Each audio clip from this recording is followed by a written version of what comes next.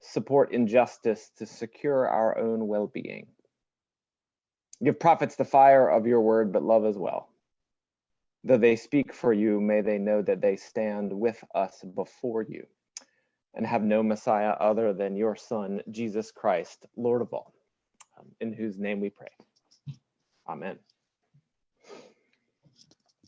Hi, hello. It is wonderful to see some of your faces, and I won't be looking at them very much as I start talking, especially as people are coming in, but a word of welcome and a word of gratitude for being here. There are, even in a pandemic, there are plenty of other things you could be doing tonight. So I appreciate you taking the time to begin to think about some of this work. I'm going to give you a little bit of background more broadly, and then this is kind of half historical background, half travelogue, and tell you about a trip that I took, and I hope in not too long we'll all be able to take together down to Montgomery. One qualifier, just things that I, in the vein of things that I think you know, and I mean, it's hard, and when you're talking to people on Zoom, you don't know who's running around other people's houses, but I'm going to be describing things, and we're going to be showing pictures of painful violations of human beings. It is brutal and exhausting and overwhelming. Stick with us, hang in there, hang into this space. But the other word is, if you have children around or who might be running in and out and checking in on things, you make the call you need to. I wanted to give you a fair warning of some of the pictures, especially fairly early on, that will be coming. Okay. I'm very, very grateful. Much of the detail around the stories and even some of the pictures come from the Equal Justice Initiative's report that's called Lynching in America, Confronting the Legacy of Racial Terror Lynching. And I think that we'll have a link to that at the end of the presentation. I think it's the final slide. I'm grateful to Ruth Kakavale, who is sharing her screen right now, for her wonderful partnership on the images. She's gonna share a screen and work through these, and there are going to be two short videos in the middle. I'm not a Zoom pro, but if you have a way to minimize everything else, you seeing the images is the key thing. So that should be usually on my screen. When somebody else shares their screen, it kind of Bigfoots everything else. But you could, seeing the images in as much detail and as big on your screen as you can, I think is the important thing. You've seen my face before, and you have to see me talk other ways, so I can just kind of sit up in your corner. Make sure you've got things muted if you would too as well, please. And if you would, there'll be time for conversation, but simply just because I don't multitask well, if you have questions, will you hold them till the end, and then we can put them in the chat, and Marita and I can work together to moderate that conversation however we need to. Yeah, I also want this to be ongoing, knowing that if we were doing this in person, we'd sit around in the music room in the chairs and be talking for a while, and folks would stay until late, and that's an important part of this. But I want to continue this conversation, so we'll keep talking about this in kind of broader ways throughout the church, but also if you have specific questions or specific things you want to talk about, send me a note, call me, we'll figure it out. Okay? So let's begin. The quote from Maya Angelou: "History, despite its wrenching pain, cannot be unlived, but if faced with courage, need not be lived again."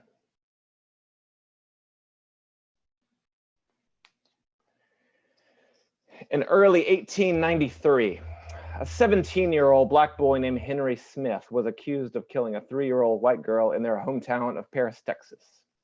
Smith learned of the accusation and fled. Nearly a week after the child's death, a posse located Henry in Hempstead County, Arkansas, and returned him to Paris by train. He was met at the station on February the 1st, 1893, by a mob of thousands of white people from throughout the state. Henry was placed on a carnival float and carried through the town to the county fairgrounds, where he was forced to mount a 10-foot-high platform. That's what you see in the middle. Henry was brutally tortured for nearly an hour in front of 10,000 people and then was burned alive. Afterward, the cloud, as you can see from the umbrellas, in the rain. Afterward, the crowd clamored for souvenirs of the lynching, ashes and pieces of bone, as in his bones. Mr. Smith's death was one of many public spectacle lynchings in which crowds of white people, often in the thousands, gathered to witness heinous killings that often involved the prolonged suffering of the victim. Many, and we'll see some of these pictures later, were carnival-like events with vendors selling food and photographers printing postcards. So I want you to look, just take a second and settle into this picture and look at it. How many people came and how many people stood in the rain for multiple hours? Notice in the bottom, in the middle, I think Ruth's going to put her cursor on it. Like, so there's a larger person and a smaller person. Maybe that's a spouse, maybe that's a child, kind of pulling someone's in underneath the umbrella, like you'd do if you were with your child at a sporting event. The intimacy and the everydayness of all of these things. I wonder where you see yourself in this picture. I wonder if you lived in Paris, Texas, where you might have been. During the period between the Civil War and World War II, thousands of African Americans, we'll never know how many, were lynched in the United States. Lynchings were violent and public acts of torture that traumatized Black people throughout the country and were largely tolerated by state and federal officials. These lynchings were terrorism. Terror lynchings peaked between 1880 and 1940 and claimed the lives of African American men and women and children who were forced to endure the fear and humiliation and barbarity of this widespread phenomenon unaided. The South began, look at all these faces. The South began, and then look at the feet hanging. The South began, this is from Isabel Wilkerson's amazing book on the Great Migration called The Warmth of Other Suns, that I took off my mom's coffee table last time I was there, and I'm about halfway through. From pages 38 and 39, she writes, the South began in acting in outright defiance of the 14th Amendment of 1868, which granted the right to due process and equal protection to anyone born in the US, and it ignored the 15th Amendment of 1880, which guaranteed all men the right to vote. Politicians began writing anti-Black sentiments all the way to governors' mansions throughout the South and to seats in the US Senate. If it is necessary, this is from James K. Vardaman, the white supremacy candidate in the 1903 Mississippi governor's race. If it is necessary, every Negro in the state will be lynched, he said in the midst of the campaign. This was 1903. He won, was the governor of Mississippi from 1904 to 1908, and then 4 years later was elected to the United States Senate.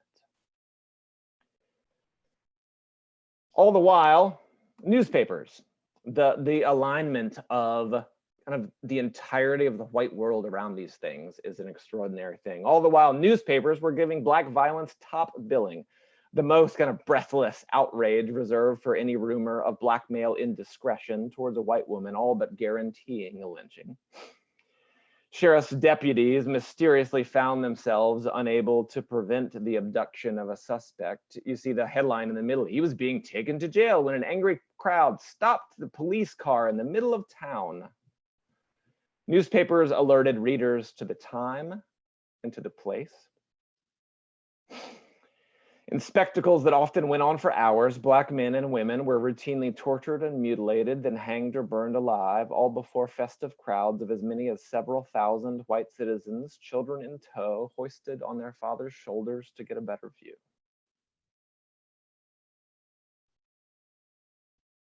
15,000 men, women, and children gathered to watch 18-year-old Jesse Washington as he was burned alive in Waco, Texas in May of 1916.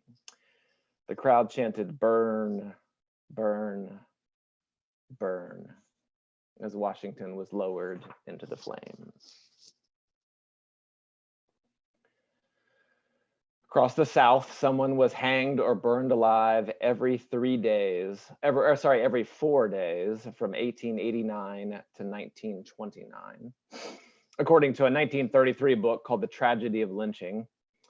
Like cotton growing in the field, violence had become so much of a part of the landscape that perhaps most of the Southern Black population had witnessed a lynching in their own communities or knew people who had, wrote the historian Herbert Shapiro. This is another quote from him. All Blacks live with the reality that no Black individual was completely safe from lynching. So there's a little bit of our tragic context.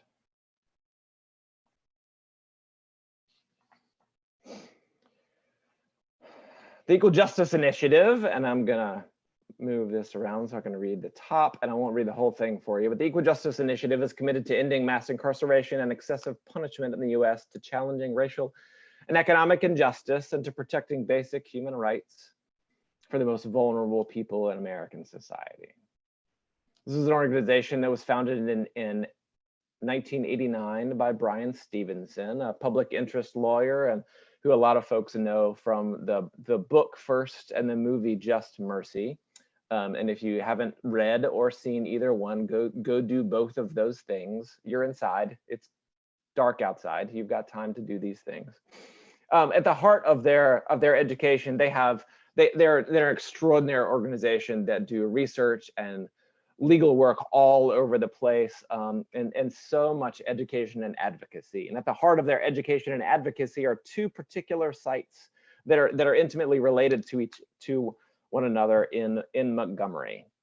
Here, so we're gonna see, Ruth is gonna kindly put up two short videos. One is going to be a personal story. It's about 5 minutes long, that gives you a larger sense of the scope of their work. And then there's going to be another short video about 2 minutes after that that's particularly about the museum. So we'll watch those now.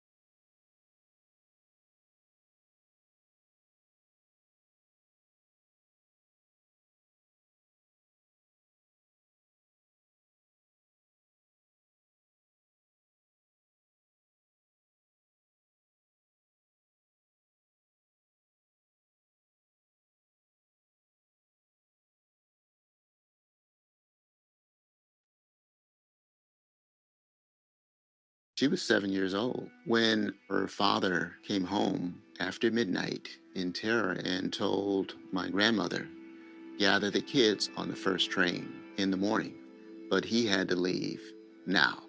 So put yourself in a situation where you're 7, you pack up everything you can fit in the 2 or 3 little suitcases that we have, and you leave right away. And then come to the realization that the reason why was because if he did not, he was going to be hanging from a tree. This was 1915. So any look the wrong way or even the smallest of slights could inflame the white citizenry. The story not only involves my grandfather, but the gentleman who he left with, whose name was John Hartfield. They made it to East St. Louis, Illinois. But John Hartfield decided to return back to Ellisville, where he was accused of assaulting a white woman. And this group of white people decided they could be judge and jury. So he was shot, but he was kept alive in a doctor's office so that he could be publicly lynched the next day. His lynching was advertised in the Mississippi State Daily News. And the title of the front page newspaper article is "John Hartfield to be lynched by Ellisville mob at 5 o'clock. Ellisville was a little sleepy town of 1,000, 1,100 people. But by that afternoon, there were 10,000 people who were there to witness the spectacle. The governor of the state proclaimed that he was powerless to do anything about it. While he was hanging from the noose around his neck, they dismembered parts of his body as souvenirs, and the crowd randomly shot around 2,000 bullets into his hanging body. One of the bullets finally clipped the rope. He fell to the ground, and they burned him on the spot where he fell. And no one was ever held accountable for John Hartfield's death. And if the persons responsible were brought to justice, you would need a courtroom that could accommodate 10,000 people, because that's how many people participated in it. It could have very easily been my grandfather hanging on that same tree had he gone back to Mississippi. So my family was forced to flee Ellisville, Mississippi. They left everything they owned to start a whole new life again.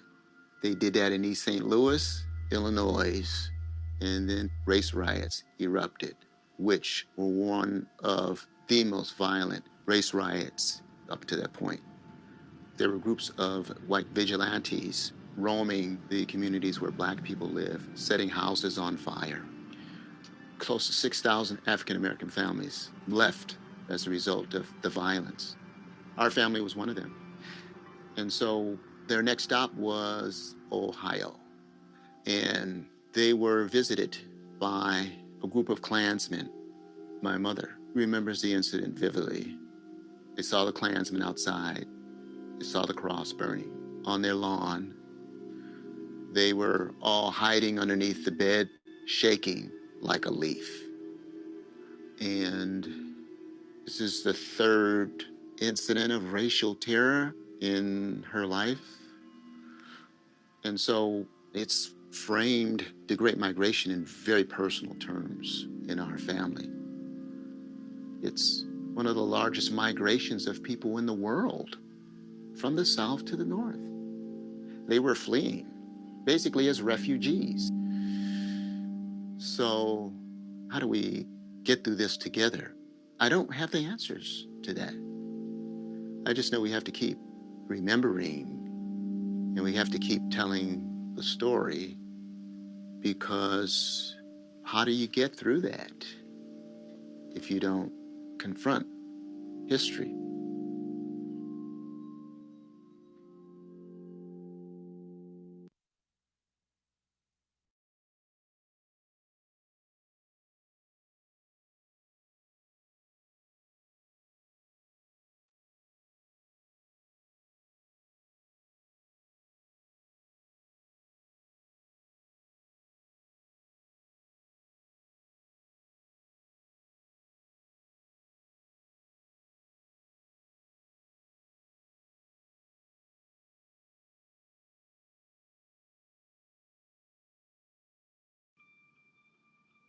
I grew up in Alabama, surrounded by monuments and memorials celebrating the Confederacy, and very little acknowledging the history of slavery or presenting that history from the perspective of enslaved people.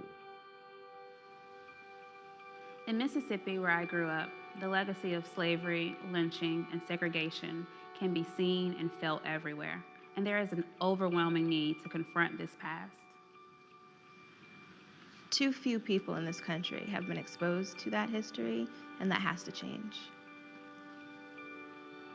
Because our nation has been silent about the painful legacy of this racial terror, which not only violently took the lives of thousands of African-American individuals, but also terrorized and traumatized the entire African-American community. As a survivor of the Rwandan genocide, I know that a nation cannot heal, cannot recover from a history of violence and injustice without creating the places to remember where the truth can be told. Our hope is that by telling the history of the African American experience in this country, we expose the narratives that have allowed us as a country to tolerate suffering and injustice among people of color.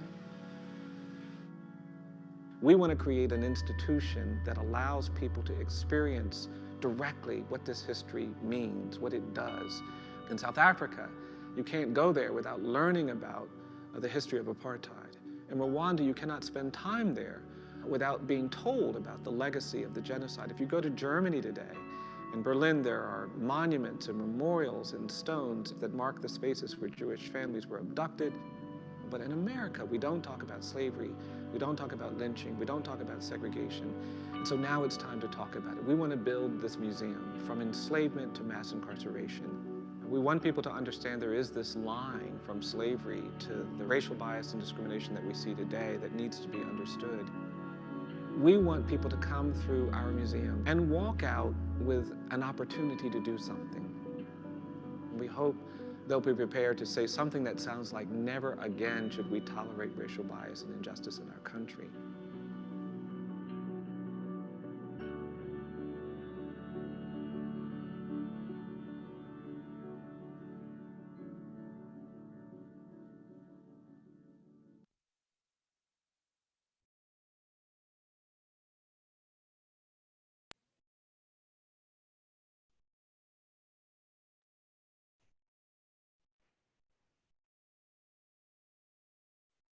Thank you, Ruth, for navigating that part and all of this. There's no feeling like being on a Zoom meeting and everyone looking at you waiting. So bless you. So from 2013 to 2019, the research staff of the Equal Justice Initiative, based in Montgomery, you saw some of their extraordinary staff in that second video, spent thousands of hours researching and documenting terror lynchings in the 12 most active lynching states. The ones you would guess: Alabama, Arkansas, Florida, Georgia, Kentucky, Louisiana, Mississippi, North Carolina, South Carolina, Tennessee, Texas, Virginia. They've recently updated and added a whole bunch of states in the Midwest. There's a tremendous amount of research on their website, and you can find your hometown. Their choice of language is important, I think. They write that we distinguish racial terror lynchings, the subject of this report that I mentioned at the beginning, from hangings and mob violence that followed some criminal trial process or that were committed against non-minorities without threat of terror. They say the lynchings we document were acts of terrorism because these murders were carried out with impunity, sometimes in broad daylight, often literally on the courthouse lawn.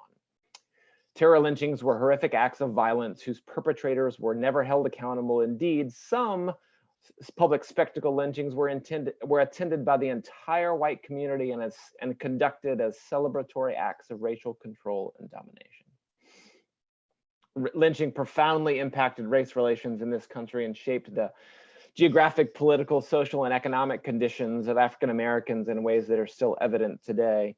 And maybe we can do some of this in the question and answer, but like, think about, I was watching the news a little bit this afternoon, and think about which polling places we're talking about in big cities in the Midwest. We're talking about the votes in Detroit. You know, we're talking about places like that, and that Detroit is 85% African American within the city proper. You know, and we're still having different rounds of these conversations, but why are all those people, why are the Black populations, there's some amazing statistics. The Black population in Chicago at the year 1900 was minuscule, less than 5%. And then all of a sudden it was half the city because of these roots. And it was in direct response to the terror throughout the South from these lynchings. Terror lynchings fueled the mass migration from the South to urban ghettos in the North and West throughout the first half of the 20th century. Lynching created a fearful environment where racial subordination and segregation was maintained with limited resistance for decades. Most critically, it reinforced the legacy of racial inequality that has never been adequately addressed in America. The administration of criminal justice in particular is tangled with the history of lynching in profound and important ways that continue to contaminate the integrity and fairness of our justice system. So the Synod of the Mid-Atlantic, the regional governing body of the Presbyterian Church, we won't have too much of a polity reminder, but the Synod of the Mid-Atlantic covers North Carolina, South Carolina, the DC area, Baltimore, and Delaware. They organized a trip of white and black Presbyterians to head down together to Montgomery for a couple of days in early February to spend time together at the home of the Equal Justice Initiative. On Thursday, our travel day, February the 6th, was a day, it was a very, very strange day where there were massive storms throughout the East Coast, and about a third of and flights got canceled all over, about a third of the total group didn't make it. Only 2 of us from New Hope ended up getting there. I ended up having 5 or 6 flights canceled in the midst of the day from RDU, and got a flight to Atlanta that landed at midnight, and I rented a car to drive through the night from Atlanta to Montgomery, and I drove through the Alabama darkness, remembering the extraordinary irony and reflecting on how little worry I had for my own safety as I did that traveling that night, or any concern if the police pulled me over. I thought back to people who had attempted that journey many years prior and not made it to the state capitol. We were up early Friday to the museum for the morning. You walk in the door and you see this next picture. In an old slave warehouse in Montgomery. And then you turn right past this and you go down a ramp. And it's a small space and you can't take pictures inside. So Ruth gratefully found some that from the website.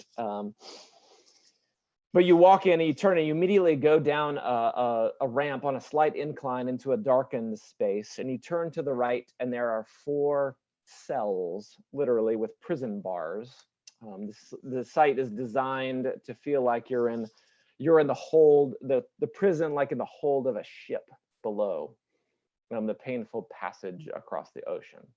You walk up to each of the 4 cells and it has a little sensor that activates a hologram that comes up of an enslaved person who tells you their story. And so it is the stories and the personal narratives that ground the work throughout all of this.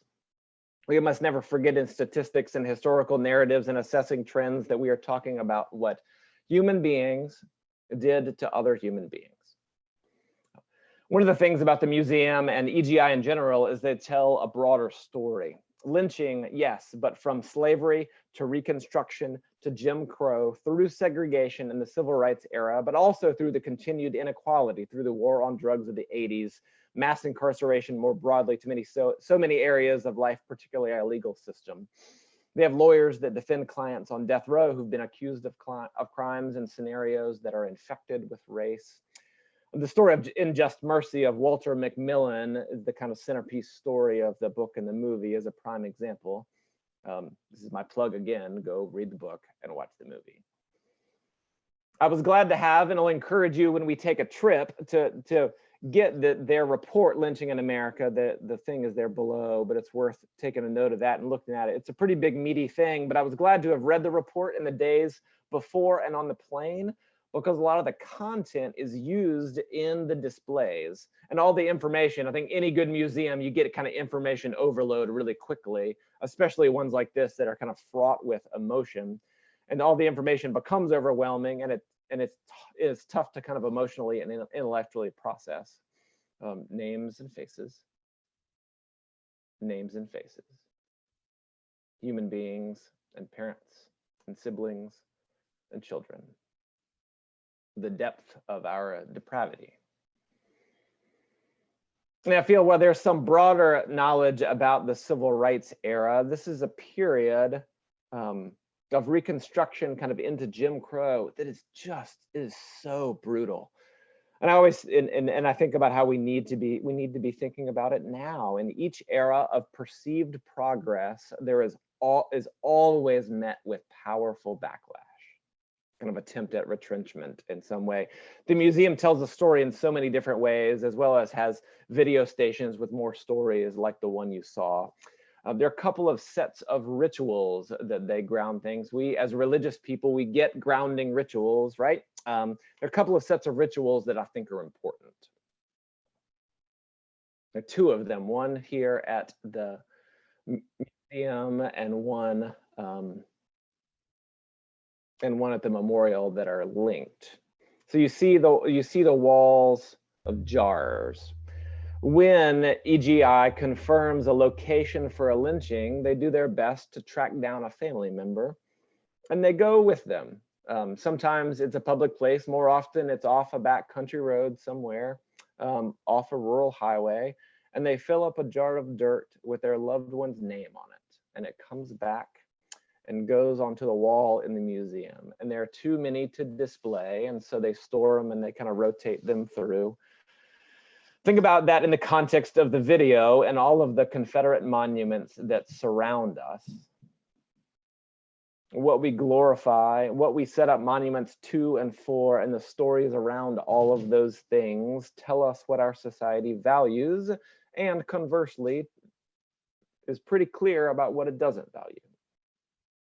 It's interesting to think about, for me, how this work helps fill in the historical record, no doubt, but also builds a narrative that honors everyone, especially those who have suffered so much and continue to suffer so much at the hands of a culture still deeply rooted in white supremacy.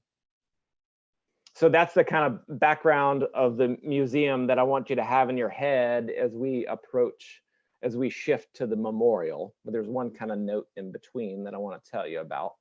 That was an important learning for me.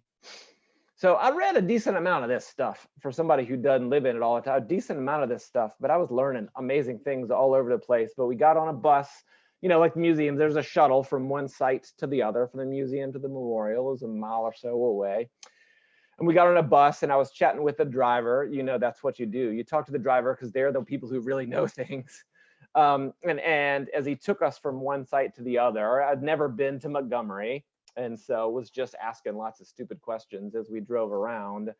Didn't realize first how small it was and how close everything is there to each other. Right now, Montgomery has a population of 200,000 people, much less than Durham even.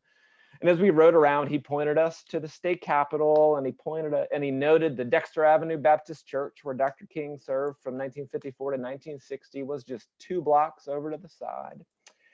We went around a wide traffic circle that's right in, it's kind of, here's the picture where your person is, it's where the traffic circle is. This statue is facing the traffic circle. That used to be at the center of where slaves were bought and sold in the middle of town. Right in the middle of town, this big broad area where this happened. And then he turned around, we were driving by, and he turned around and pointed back to the statue that we're looking at right now.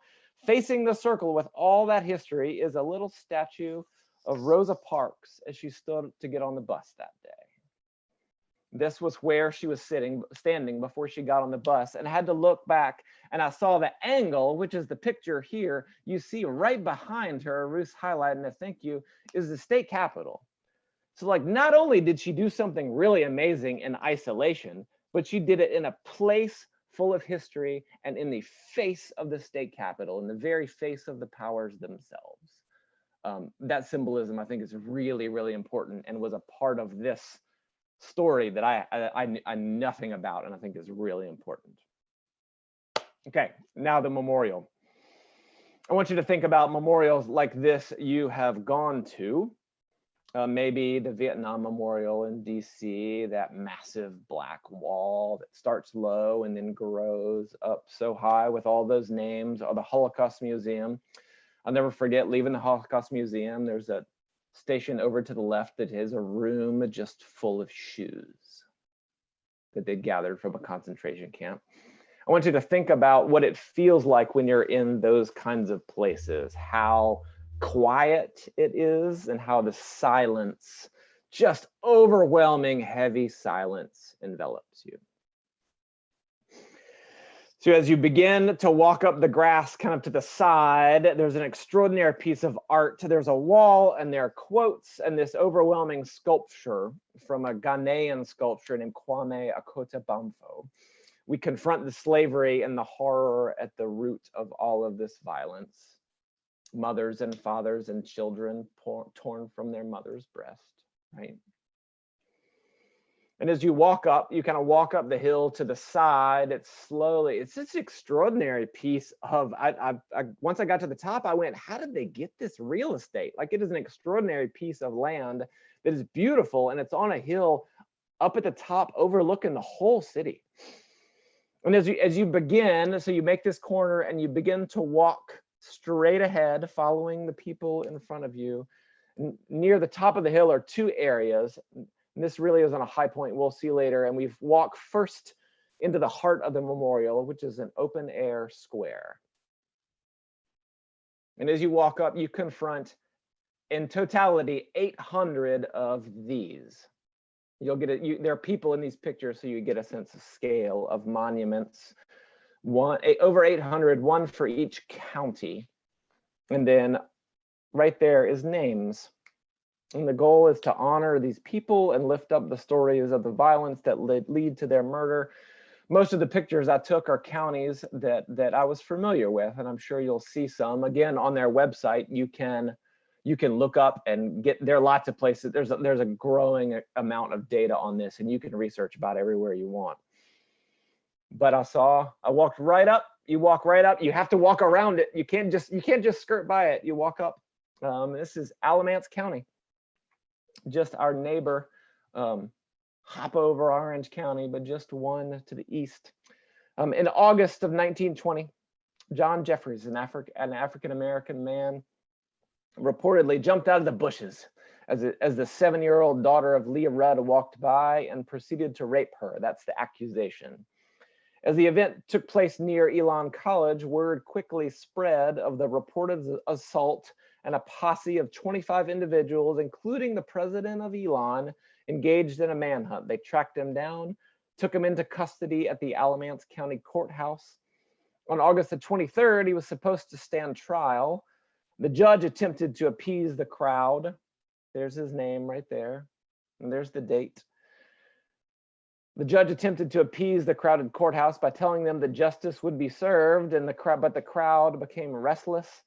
While officers attempted to transfer him from the county jail to the courthouse, a group of the story at the time says a bunch of unrecognizable outsiders, this is what I was reading, abducted him.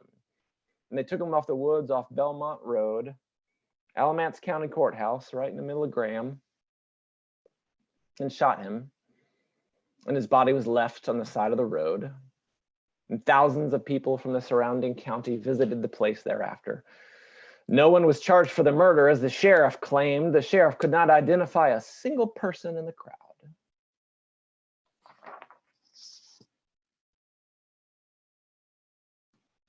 You see here just some of counties we know. There's Edgecombe County. It's Tarboro, right? Benjamin and Oliver. It gives you a sense as you make the first turn. It's a square, so there are 4 sides. And as you walk in the first side, you're on ground, you're facing these. And as you make the turn, you look back into downtown, just like that beautiful high ground I was talking about. But also as you turn, as the picture on the right tells you, the ground begins to, the monuments stay at the same level, but the ground begins to slope beneath your feet and you begin to go down. So there was Buncombe County, that's Asheville. Carteret County on the coast.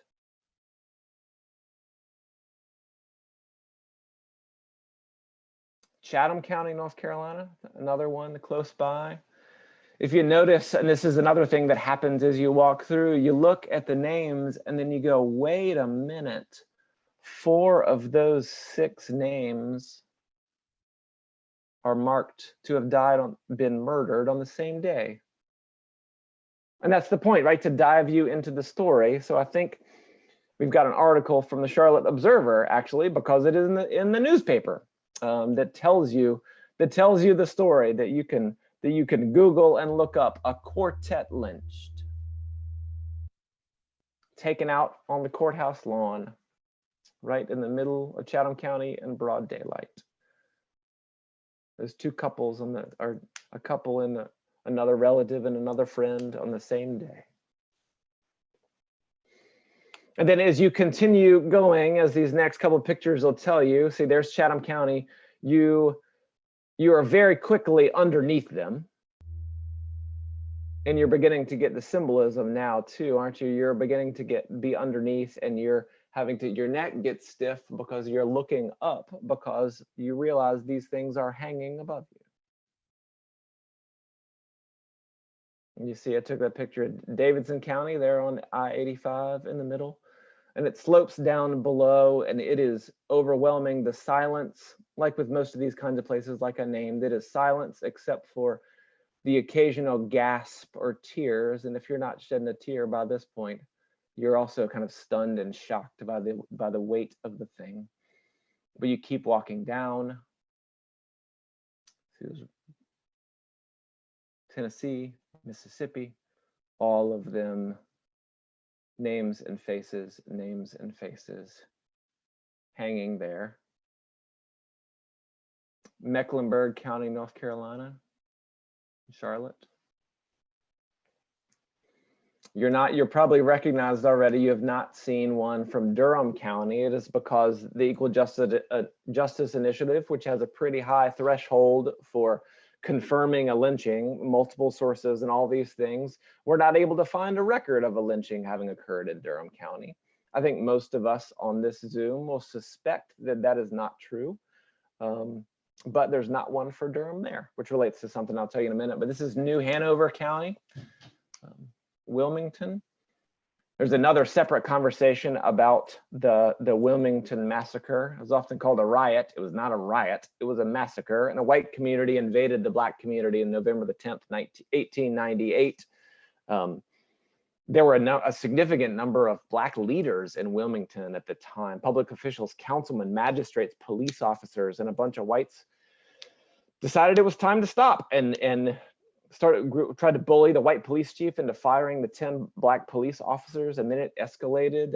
And these are, some of those are from that day, and there were others, but there were over 60 people killed over a couple-day period in Wilmington that November of 1898. And they did their job, but there wasn't a Black public official in Wilmington until 1972.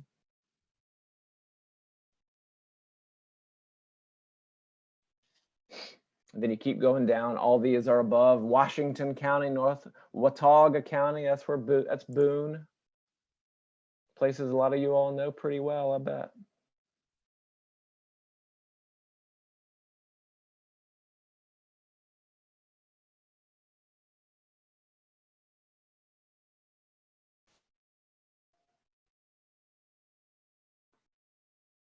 And then you get down to the bottom. This is kind of the deep corner.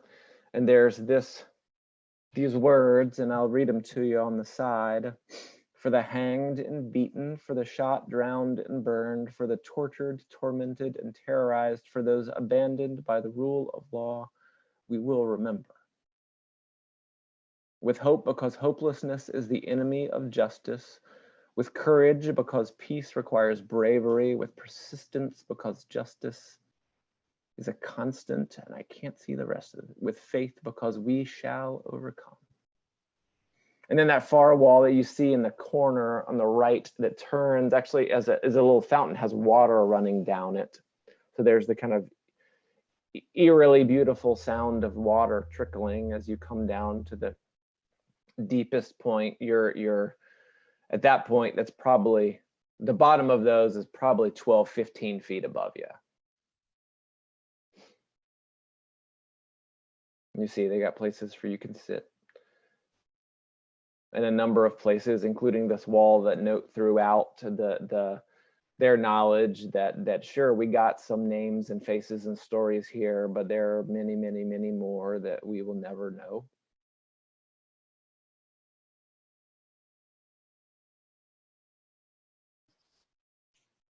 And as you walk through this space, there's a courtyard in the middle, but there's also a paired space just out that has a bunch of they're out in the open air a little bit more, so rust color, just like this. The same number are out there set to look like gravestones, and there's one there for every one of the 800 or so that are hanging in the heart of the memorial.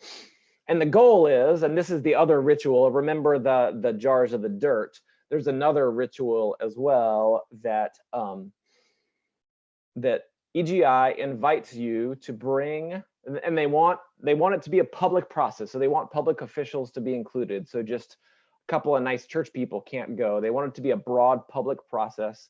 Come, visit, learn the story of their place, learn the stories of the lynchings that occurred in their community, and then take one of these back and put it up on the site of the lynching as a way, you know, everywhere we drove, any of us who drove around town today, we passed a historical marker, right, of someone who did something or was born nearby or started a school, in the same vein as putting up historical markers to pair with and almost to have a conversation with the Confederate monuments and other monuments we have up in these places. And the intent is a couple ways, as an educational opportunity, but I think EGI's hope is over time, these will start to disappear.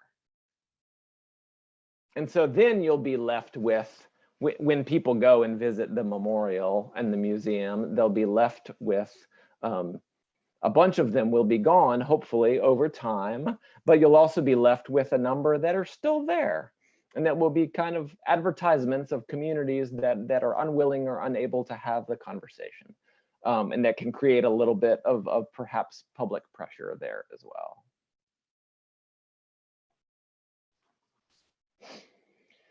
There's also, as you finish this, there's also some great art.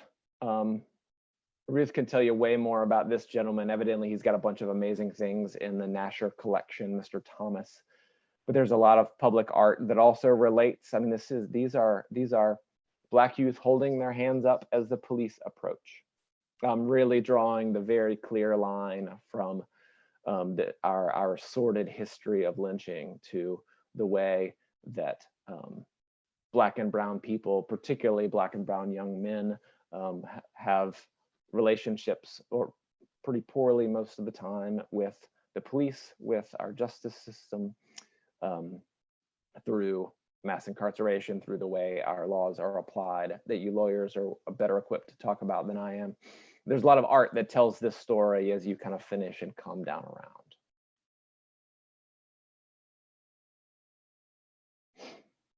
Here's just another resource, a red record you can Google really easily, and has a lot of the basic stories. The couple from Chatham County and Alamance County came off of this website, which is a great resource. And then here's the link again for the report, which again is pretty meaty. It's a big old thing, but it is extraordinarily well sourced and gives you lots of background and categories and teaches you in really extraordinary ways about EGI's work, but particularly the history around lynching in this country and how they think we ought to think about it.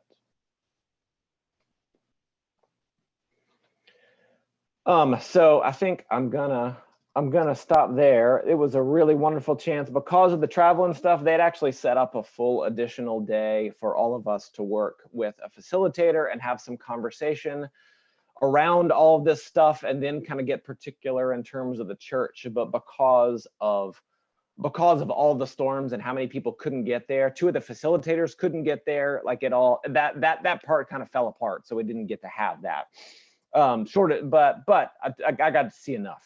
But until we can all get there together and have some more of these conversations, as I think what I'll end with is the point that has been echoed throughout this presentation in a whole lot of ways from a whole lot of voices, far more learned than mine, is to continue to learn the stories, is to learn them and read and watch and study, and do so watching for your own stuff without trying to justify or explain away. Sit in the pain. If it makes you feel uncomfortable, just imagine.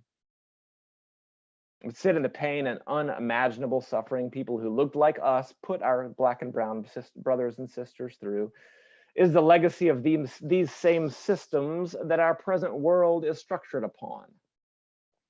right? All of our major institutions. One of my takeaways from the visit and other reading I've done around this is that all of our major institutions, right? The government, all parts of the legislature, the courts, the police, the church, which at the very least condoned, if not outright encouraged, our schools, all of those institutions, or a couple things. All of those institutions were built in times of white supremacy, and that's a foundational part of their legacy. And number two, all of those systems had to be aligned for lynchings to occur in this way on this kind of scale. These are not isolated acts of a rogue few, right? 10,000 people in a town that didn't have that many people beyond. There were more people there than who weren't there. That's not isolated acts of a rogue few. You don't sell popcorn and postcards. There are records of people who got postcards of these and then wrote a note and sent it to their family members in other parts of the country. There are all these things throughout the museums because these were so much a part of the fabric of these communities. The sheer brutality. And while some of those institutions have worked hard to change, the fundamental contours remain the same. The guts of them were built for a few. There's a lot to do to dismantle those, and work it's important we dig into as we learn more, but it begins at the heart of it, I think, all the way through is by listening with compassion and by telling the truth. Only, I'll end with one final word that's towards the end of their report. Only by telling the truth about the age of racial terror and collectively reflecting on this period and its legacy, can we hope that our present day conversations about racial exclusion and inequality and the policies designed to address these issues will be accurate and thoughtful and informed.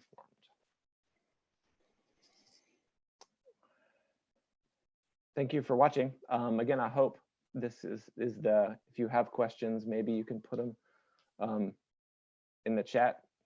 Good luck who wants to be the courageous first person to ask a question after all this, but take this and sit. And I hope this is a conversation that we've begun in a lot of spheres, but I hope can be one that continues in many, many, many important ways. I'm not a subject matter expert by any means, but I can tell you what I saw, and I've read some stuff. So ask me a question or ask me a clarification about something I saw, and we can talk for a couple minutes at least.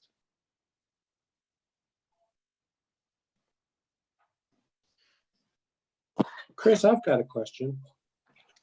Hold on, tell me where I am and who I want to see who I'm looking at. This is Alex. I've got my. Oh, of course it is. I'll look at the seal. Alex, yes, sir. All right. Official. I've got my camera off because I'm eating, but the only time I've ever seen you cry was right after you got back from this trip and you were telling me about some of the things that you saw that you described tonight. And I just wonder what it was that grabbed you emotionally in such a personal way. Alex, such a pastor question. I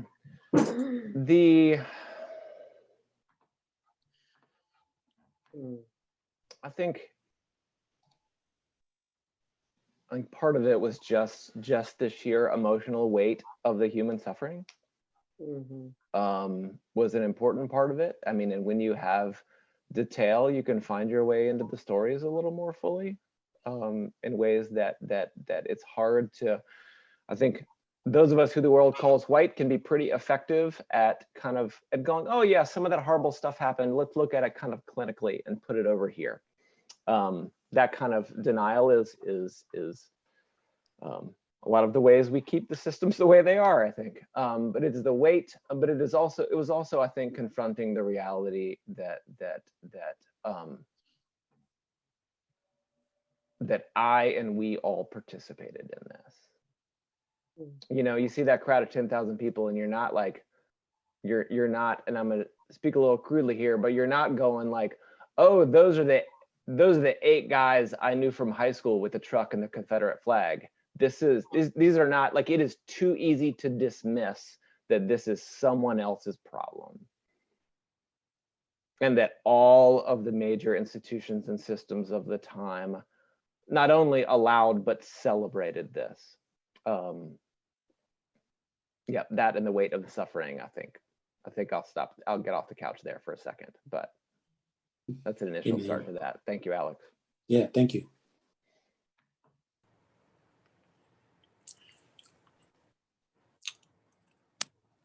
Excuse me, Chris. Chris? Hey, is that Richard? Yeah. Great. Pessimist that I am. Do you, in all seriousness, I've heard 400 years of progressive discrimination and hostility toward Blacks in America. What do you think is possible in terms of just talking about it? I understand the educational thing, you know, we should be aware of it. It's been suppressed. Oh. But is this something that's resolvable by conversation? A couple different answers come to mind. First one is no. It is not resolvable by conversation, but it is not resolvable without some good conversation either, I think, to start with.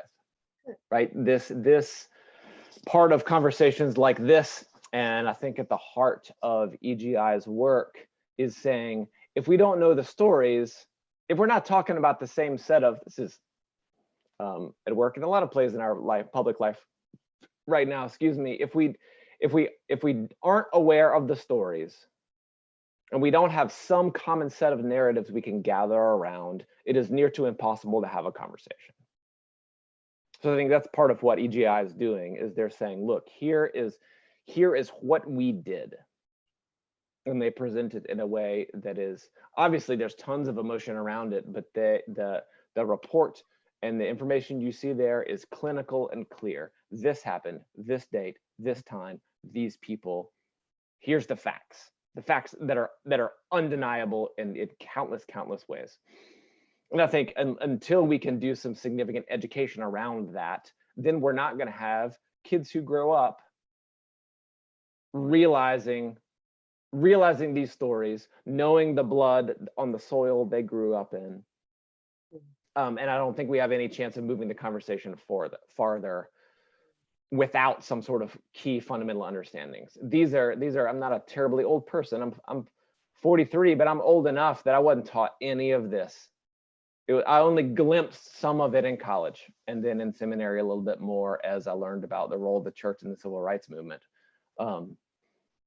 But didn't, and I think doing the work in your own place is a key part of that conversation. There's a whole nother one that's a different series of apertures about the way we think about this in terms of our legal system, in terms of healthcare, in terms of public policy, that have to be an essential part of the conversation, but an essential part of whatever solution may come. But I don't think any of that happens unless we have some common narratives we're talking around.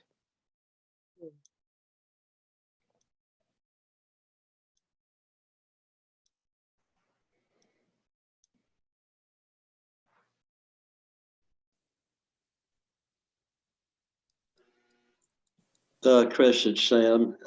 Hey, Sam. Will there be a report on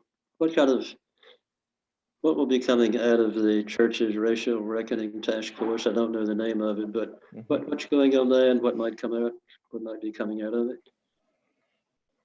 Good, Sam. So there's been a crew of us that from the summer have been meeting every other week or so. We've been meeting a lot, and our plan is to roll out some stuff after the first of the year.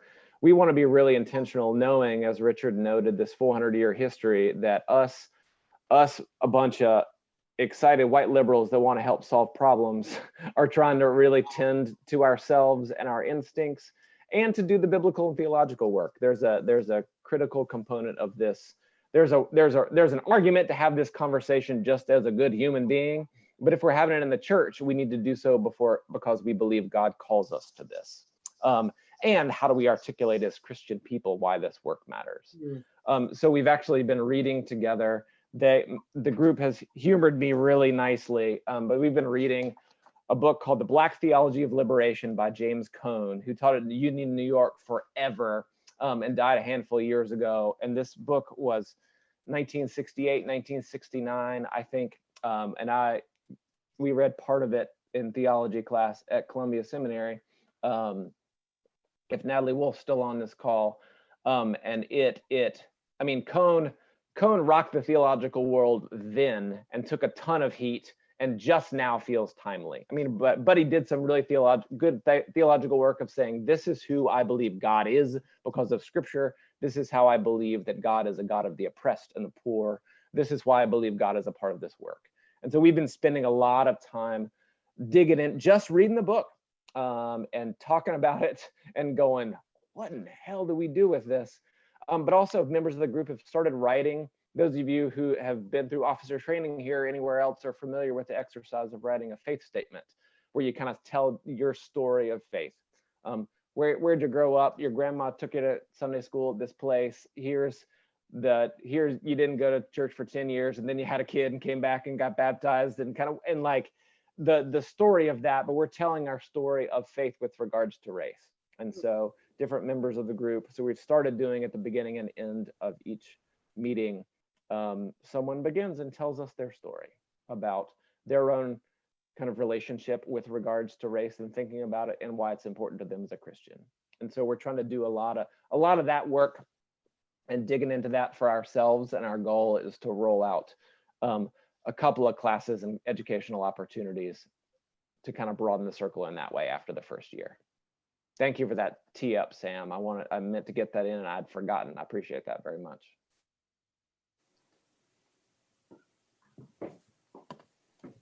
Chris, it's Susan Rohde. Hi, Susan. So I got a little confused at the end of your story about how there was some difficulties, but did you all, were you able to have an integrated conversation between the Black and white ministers? And did you learn anything about how the Black folks want us to interact or not, or when, or in what capacity? I want to learn, and I'm working myself on learning a lot of this stuff, but I keep going, but how do we make that connection, where it's productive conversation that doesn't initiate resentments on one side or the other? Yep. No, thank you. We did not, largely because of the weather, get to have as much of that formal conversation as was intended. We had a decent amount of it informally. And from my conversations that I've been a part of in this setting and in others, I have a couple of answers at least, and we can talk about this a little bit. Is one, every setting I've been in with our African-American friends around this, someone or me has gone, oh my gosh, I didn't know any of this happened. And then one of my Black friends looked at me and went, huh. And that was step one, is that why have we, this gets at the great point that the gentleman in the video made about everywhere, and about when you go to Rwanda, when you go to South Africa, when you go to Germany, like there's been some sort of a reckoning with this, and we are just so unwilling. Like it is. I bet you somebody on this grew up really close to a number of those things we've talked about, and may or may not have known. And I think the silence of white America is deafening. I think the next step, and you're doing a lot of this, is us doing our own reading and research and not expecting our Black friends to educate us. There are plenty of times that I've made this mistake, plenty of times that something happens and I have a Black friend I gotta call. And some of it is out of care, but it's also like, what's going on? What are you? And I realize that like I'm inflicting my anxiety on them for no reason other than deep down, whether I can articulate it or not, it is make me feel better. It is make me and tell me this is not my fault. And final point for now, that's probably not true, but that this is that Like there is a conversation to be had around partnerships and around the conversations that we have ourselves with our African-American friends and neighbors, or partnerships with other churches. Every time something bad happens, 5 white churches call a Black church and want to set up an event, which is emotionally exhausting. And there's that conversation, and then there's the practical conversation around policy. I mean, a lot of the colleagues, as we were walking through the museum, in moments when we were talking, and I was trying my best just to be quiet, and I wasn't going to talk unless somebody initiated something with me, but because these are folks that I didn't know, was, not only let the reality of these stories sink in, but like that it is, sure, there's a place for personal conversation, but it's really about using the power we have to change policy. The power we as white people have? Yeah, the power and access and privilege we have to change policy, and to be really thoughtful about how across all our major systems there are racial disparities everywhere.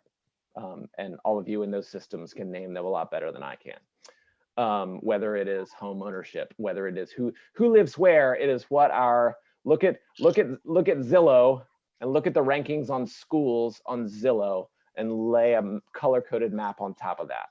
And we all know what the answer to that question is, right? I think it's about addressing policy changes in that regard, even more so than building bridges of relationship, which aren't unimportant, and I'm not trying to dismiss by any means, but I think heading that direction allows us to skirt the conversations about the present system remaining in place.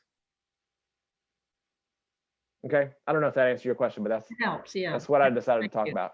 Thank you, Susan. That's fine. Anything you say, anything. Chris, there was a little thing on the news tonight about, and I don't know who's doing it, but they're putting together a proposal to adjust the punishment for use of marijuana in North Carolina. Mm-hmm. They don't know whether it will pass because they don't know that our legislature would approve it. But I was thinking that was some way that those who were interested might be able to do something little to help clear. And the problem is that there are more Black people who are sent to prison for possession of marijuana. And we're not talking about large amounts and people who sell it. We're talking about people who may use them, and there are more white people who use it than Black people, but the Black people are punished more harshly. And I thought, gee, that might be something that if I supported that, it might help, might help take one little step in this thing. No, thank you, Elsa. I think that's a really important point about like, how do we think about an issue like that? And I don't know very much of the details of that particular thing. I don't either. But understanding, but it's a great example though, because I think you can look at that on its face and go like, wait a minute, what's going on here? And there's a separate conversation about like, how much is marijuana like cocaine and how much of it is for medicinal purposes that is really important and helpful to very many people who have chronic pain and disease that some of you medical people can tell me more about. But what are the disparities? And some of this is 80s and the war on drugs, right? Exactly. And about mandatory sentencing guidelines and 3 strikes and you're outlaws. And when you got way more police in Black communities, I mean, somebody's walking up the street smoking pot in East Durham, and somebody's walking down the street smoking pot in Hope Valley. Anybody, I got a bridge to sell you if you think they're going to get the same punishment. Exactly. Right. Even and if they're going to get being caught. aware of that dynamics around Exactly. that. Yep. Because police aren't going to be around. And also think about how much bigger your house is and how much further your neighbors are. Yeah. Yep. Every single one of those dynamics. That's a great point, Sherry. Yep. So but thank you for raising that, Elsa. I think that's a great example of an issue that we can kind of think around in that way. Yeah, I want to say one thing too. We think we have to go to the African Americans for the stories, and I know that we do in many ways, but we know them too because I had a friend of mine who went to the same place Chris. And when he got back, he had that map, the very map that you showed. And Yep. you know, they actually do have much more stringent requirements for what constitutes as a lynching there than they, but there's many, many more that we know about. And there was one that was a mile down the road from my church in Eflin in Orange County that was on his map. And he told me about it, and I started asking about it. People in my congregation knew about that site. And they were all white. They knew about that site. They knew that site was there, and they knew it had happened. And yeah, it wasn't a secret. Right. But they did have to they did have to be called to mind. And these were people my age. These were not people 80 and not. They knew where that site was, and they knew what had happened, and they could tell you the story too. Yeah, and they were pretty horrified by it too. But it was out of their mind, and I think we do know stories that we're not owning up to too. And I could tell some of my own probably, even if I. Yep. And I think all of our, it's a great point, Sherry, like all of us and all of our families have these stories within them. And it's probably worth doing a little bit of that work too. That's a good Zoom Thanksgiving topic, right? Do that. Yeah. Oof. Well, we are coming to the end of our time together. What a powerful experience that you were able to share with us, Chris, and we really, really appreciate your taking this time, taking the trip, and being willing to share all that you have done. And I do hope that some of us will be able to go someday. You better believe it. Yes. We got the list. We got the list of you who registered on this, so you'll get an email about the trip. My parents can't come, but the rest of y'all can come. There you go. So just to wrap up, Chris, do you have anything finally that you want to share before we have a closing prayer? No, I'd love for there, and maybe we can work on this together offline to maybe to send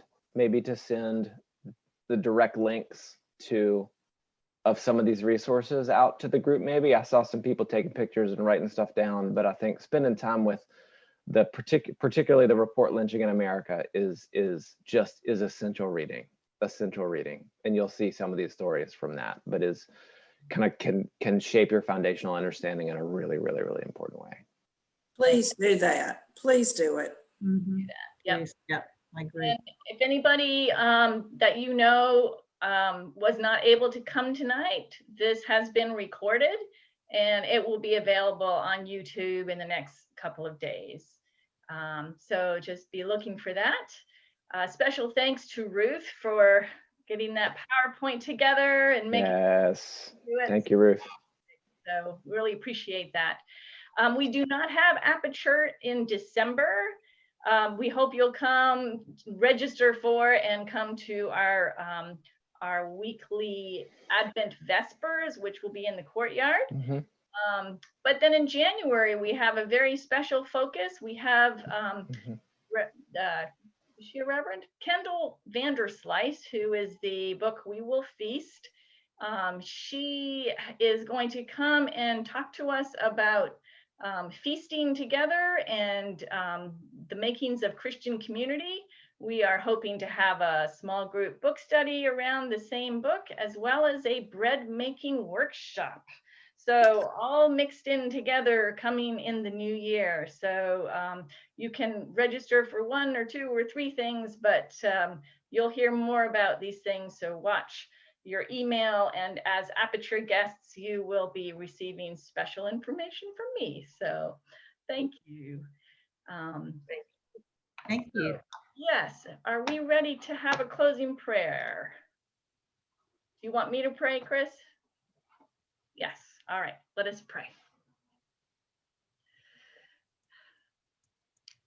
Lord Jesus Christ, you reached across the ethnic boundaries between Samaritans, Roman, and Jew, who offered fresh insight to the blind and freedom to the captives. Help us to break down the barriers in our community. Enable us to see the reality of racism and bigotry, and free us to challenge and uproot it from ourselves, our society, and our world. Amen. Amen. Thank you all for being here. Thanks. Thanks, friends. Good night. Thank you. Good night. Thank you. Good night.